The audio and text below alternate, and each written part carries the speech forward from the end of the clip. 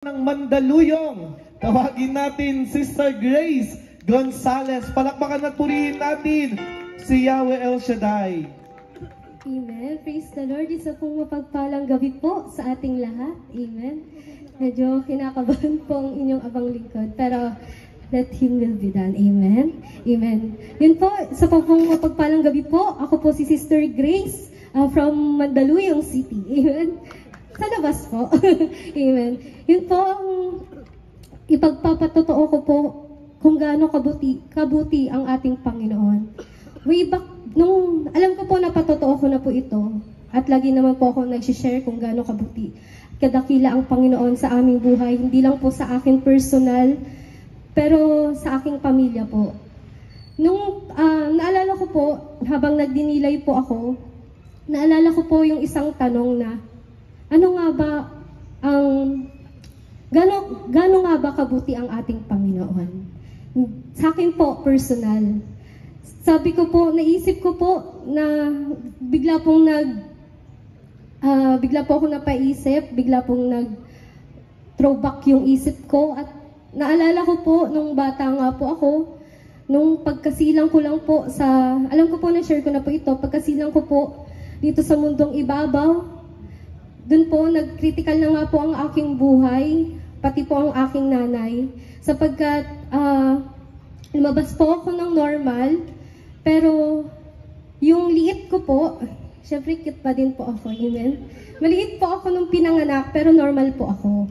Ganon din po ang nanay ko, nag-bleeding po siya ng sobrang bleeding po. Then palipat-lipat din po kami ng hospital. Nung natapos po yung problema po namin, yung pagsubok namin sa buhay. Pangalawa naman po, nung mga 6 years old po ako, 5 or 6 years old, ang inyo pong abang lingkod ay muntika na naman pong, di ko po masabi, pero muntika na po akong mawala na po sa mundong ito. Amen? Ngunit salamat po sa Diyos, ang nangyari po sa akin noon ay nahulog po ako sa double deck. Sobrang bata pa po ako noon. Gusto ko po kasing, idol ko po kasi si Darna that time. Pero, ano po gusto ko, wala po kasi yung magulang ko noon. Then, yung kapatid ko po ay nanonood po ng TV.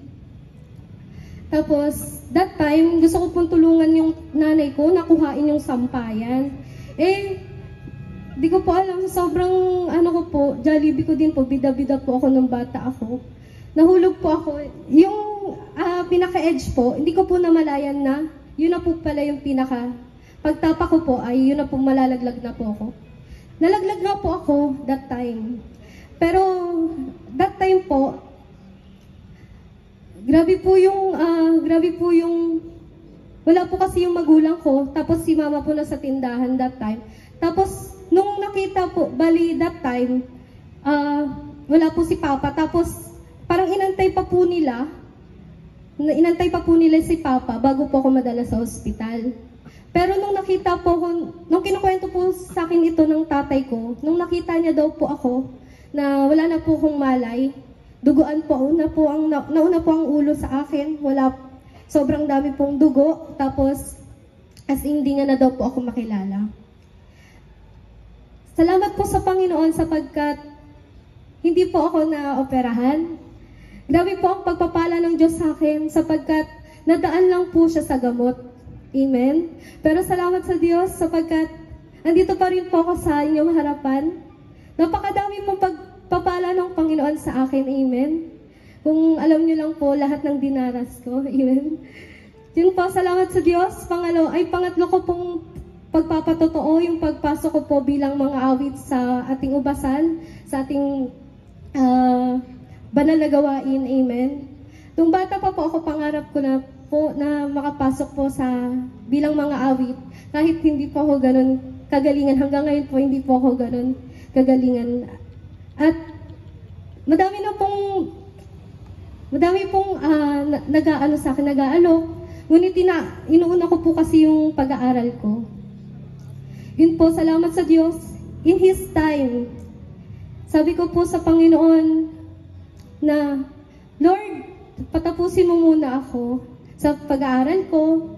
Kasi po, share ko lang po, lahat po ng schedule ko, simula po nung pumasok po ako bilang mag-aaral, ano po, as in wala po akong Saturday. Siguro isang sem lang po yung may Saturday ako. Yun po, salamat po sa Diyos sapagkat inaayos niya po lahat ng schedules ko. Amen? Ganun po kabuti ang Panginoon. At ganun din po, bilang isang likod, balik po tayo sa pangarap ko po bilang isang mga awit. Sabi ko sa Diyos, Lord, patapusin mo po muna ako bilang isang mag-aaral sa pagpasok sa school. Mag-ano po ako sa iyo, mag-serve po ako sa iyo. Yun po, salamat sa Diyos sapagkat simula pa lang, alam na po ng Panginoon ang nadarama ng ating puso. Amen. Alam po ng Diyos kung ano yung minimithi ng ating puso. Salamat sa Diyos sapagkat ang dami pong nangyari bago po ako makapasok sa gawain, bago po ako makapag-serve sa Mandaluyong at saka sa Youth Gospel Music Ministry. Hindi ko po inaakala bilang isang tao na makakatungtong po ako sa stage. May picture pa po ako noon last 2018 or 2019. Yelcon po that time. Sabi ko po sa kaibigan ko, makakaawit ako dyan. Makakatungtong ako dyan. Yun po, hindi ko po, hanggang ngayon po, parang hindi ko pa rin po maisip, hindi pa rin po maatim ng aking isipan na nakatungtong na ako doon. Every time na makatapak po ako sa stage ng ating banal na gawain, feel ko po hindi po talaga ako yun. Banal na spirito po talaga yun gumagamit sa akin. Kaya sabi ko sa Panginoon, napakabuti mo. Amen? Sa lahat, pati ang aking pamilya, grabe po ang pagpapala ng aking Panginoon sapagkat nagpapasalamat din po ako sa Panginoon sapagkat yung mga magulang ko po ay magsi-64 na po sila ngayong taon. Yung dalawa ko pong yung nanay at tatay ko po. Yun po, salamat po sa Panginoon dahil malakas pa po sila, walang iniinda. Amen. Buhay na buhay, mga pinagpalang lubos ng ating Panginoon. Ganun din po ang aking kapatid. Amen. Salamat sa Diyos. Tunay ang napakabuti ng ating Panginoon. Sabi nga po sa kanta, ika'y tapat sa aming buhay. Ika'y mabuti magpakailanman. Amen? Napakabuti ng ating Panginoon. Salamat sa Panginoon. Salamat sa ating buhay. Salamat sa lahat ng ating pagpapala na Kanyang ibinigay. Amen? Hallelujah. Amen, Jesus. Mahal kita, walang hanggan ang iyong biyaya. Buong buhay, hawak mo sa iyong kamay. Mula sa aking pagmula hanggang sa pag-ibig, awitin ko ang kabutihan ng Diyos. Lord, ika'y tapat. Ika'y tapat sa habang buhay. Ika'y mabuti magpakailanman.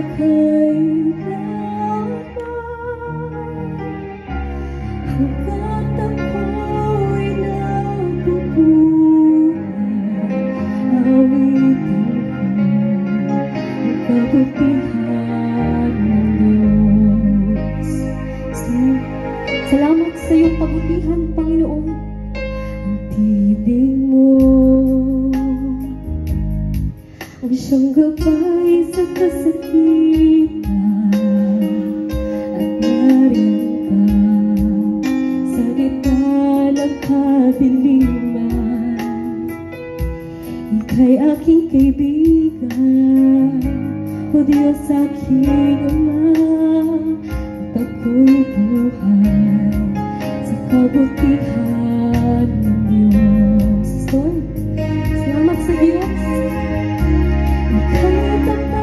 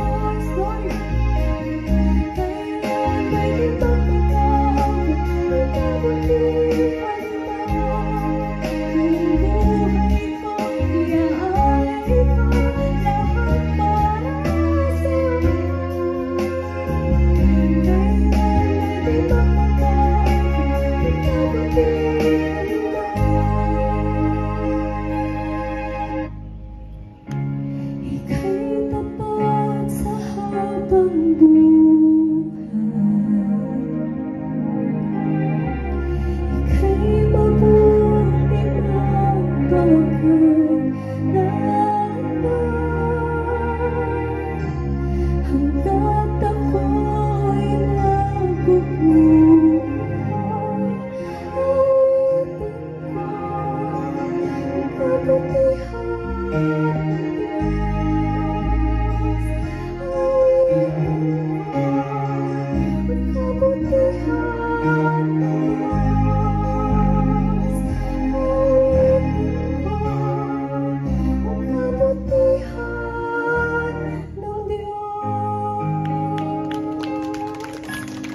be the glory. Amen. Praise the Lord. Palakpakan